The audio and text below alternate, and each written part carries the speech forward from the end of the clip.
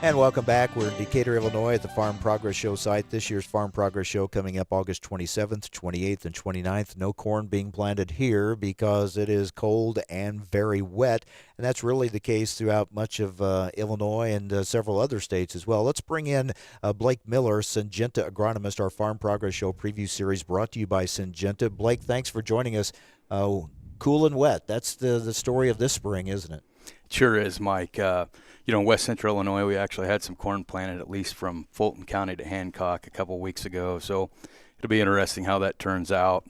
And now that's turned to 5 inches of rain overnight in that area of the world. And it concerns about the rivers and any tributaries. Small towns like Liverpool were evacuated. So quite the concern from an opposite or a polar dynamic than we had a year ago. Yeah, just a little bit of corn planted here or there, and it'll be interesting, as you said, to see how it survives these conditions.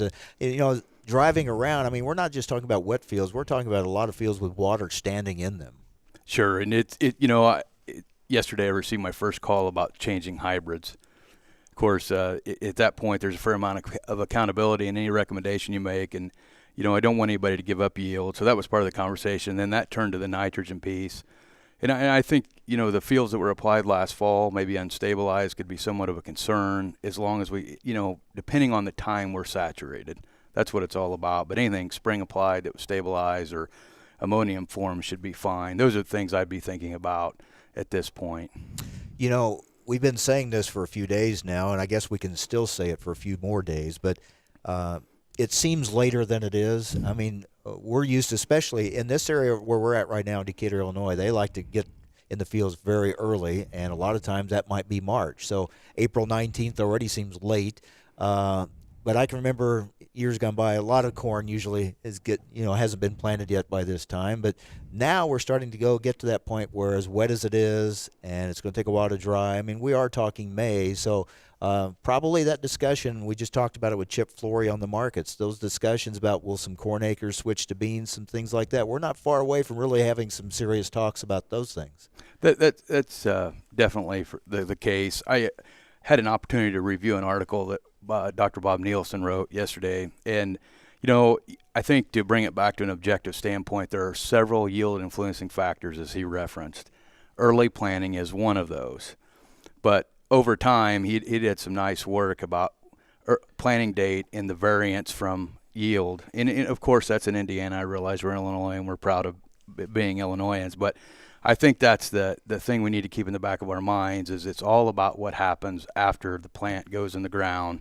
And we could have yield influencing factors that drive more yield than early planting crops. And that was the point he really tried to drive home in that article that was, I believe, in the Corny newsletter on the 17th. Yeah, that's a good point. We always kind of assume that we know how the growing season is going to play out, and we don't. And just because you have a late start doesn't mean you're going to have problems later on. It may work out fine. That's part of the unknown. So you're starting to get these questions from farmers, and what are some of their other concerns right now with this delay? Well, mostly it's been, am I planting the right hybrid, the right maturities? What about the water and my nitrogen? And then there's a fair amount of cover crops in West Central Illinois. I know Matt's nodding his head here. And the concern is the longer this goes, can I get those terminated and get my crop planted timely? Annual ryegrass is not exceptionally easy to terminate with glyphosate. So I would encourage higher rates and use ammonium sulfate and do all the right things when we go out to remove those. Those are definitely a very good practice. I think there's a lot of things to learn over time about cover crops and the benefits. But those are the types of conversations. Obviously, weed control, there has been some herbicide sprayed already. Is it going to be fine? This gentleman I talked to yesterday had already applied herbicides that actually lock him into corn on his acres. And you have to be wary of those things and really be talking to your ag professionals, your fertilizer, where you're purchasing your crop protection products, and make sure all those things, all those details are covered as we go forward. Talking with Blake Miller, Syngenta agronomist. The other thing, Blake, is because farmers will be in a hurry to get out there as soon as they can, compaction becomes an issue. Absolutely. We need to be careful not to make that a yield limiting factor.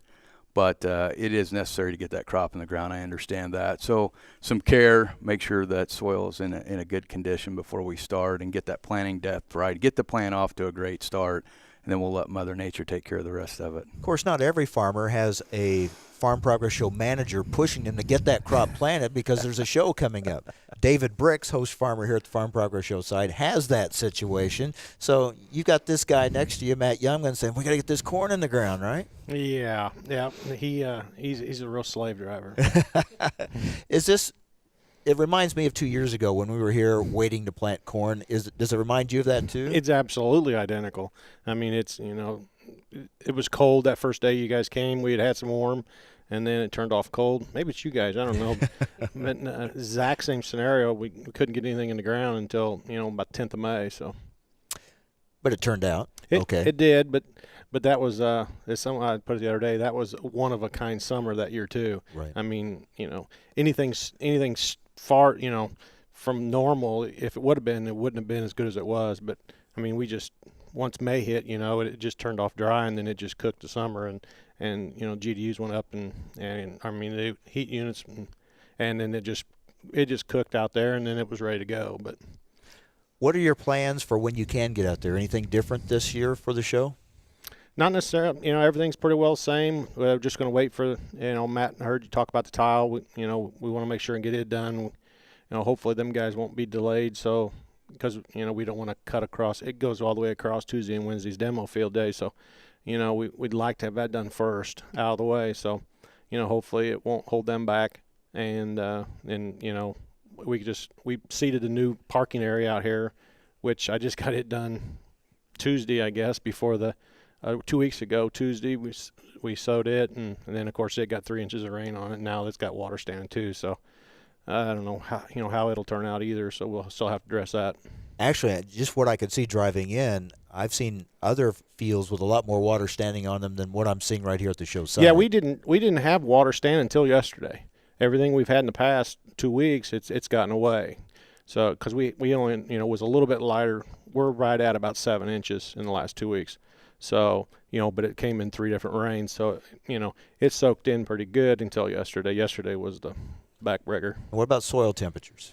They was on 2 weeks ago, whenever we was putting ammonia on and sowing the alfalfa, it was 58. So it was in good shape. We was headed the right direction. Of course, I'm sure now it's down 50 or below. I don't know what it is, but it's probably way cool. Once it's wet, you just pretty well give up. Blake, what are you hearing about soil temperatures around your area? They've declined. I'm unsure of where they're at today, but they were in the 50s. It's awful interesting. Iowa State, University of Illinois would tell you they're in the 50s. Some others said that it was in the 40s. Some producers I know that were checking it manually at 4 inches were pretty comfortable. It was in the upper 40s a couple weeks ago when they were planting that corn I referenced earlier. So I would imagine we have a strong decline in temperatures right now. Yeah, these nights back in the 30s really taking their toll, and then with all the moisture and everything too. And we're not getting much sunshine these days, so hopefully that'll turn around. Well, Matt, so you listen to all this. You've been to these rodeos more than once, so you're confident that eventually it'll get in. They'll be ready for the show. Right? I think going through 2011 has probably made me a lot calmer for this year because that was. You're right. We were pulling our hair out and worrying and fretting about that. And I had a couple conversations with the FS agronomist that we work with, and he's confident that we don't need to change things yet. And the way these guys between Colby Schwartz and Mark Pedroot and David Bricks, the farmers that are responsible to get that crop in, with the equipment they have, we don't need much of a break to get this thing done. The tile question is one that's an unknown for this year. But when they're able to cut loose and go plant corn, it's not going to take long to get it done. And to be quite honest, looking outside right now, I wouldn't wish that we had the corn in the ground. It's fine in the bag right now because this is we're just fine with it sitting in the bag in the shed right now. Yeah, probably, Blake, there are a lot of farmers thinking, I'm glad I didn't go ahead and try to get some in earlier. Well, I think you're absolutely right. It's been no secret. There's been some challenges on seed supply, and, that's a fairly high risk to plant early. And now we have, I think the concern we'll have is this imbibitional chilling, the cell rupturing that will occur from this cold water being absorbed by the plant. So we'll see how that plays out, the strength of the stands, how robust they are, the corn that was planted. But yeah, in the bag, I'd have to concur with Matt, is a good place to be today. We were just kind of kicking around here. Would you rather deal with a drought or flood? And the consensus seems to be you're better off with water, even if you've got too much of it right now, right? Absolutely. I think of it on an emotional level. There is hope. And in a drought, you're watching everything that you care so much about wither and die. And that's just tough to stand. It's tough on the psyche, so to speak. So I'd vote for the wet conditions. Yeah, and it seems like you can have a wet field and get back pretty quick. But we saw last year when you have a drought, it takes a long time to recharge those soils and get back to where you were. Absolutely. And I'm not sure we're there. Several of the guys I talked to in the home area around South Fulton County have been doing some digging, some, maintenance work, and there's dry dirt below 4 feet over there. I don't think we've really recharged what we've drawn out, and it's going to take quite a bit of time for that to happen. So, all right, we're at the Farm Progress Show site in Decatur, Illinois, kind of a roundtable discussion with Blake Miller, Syngenta agronomist, David Bricks, host farmer, one of the host farmers here at the show site, and Matt Youngman, National Events Manager for Farm Progress. The show comes up August 27th, 28th, and 29th.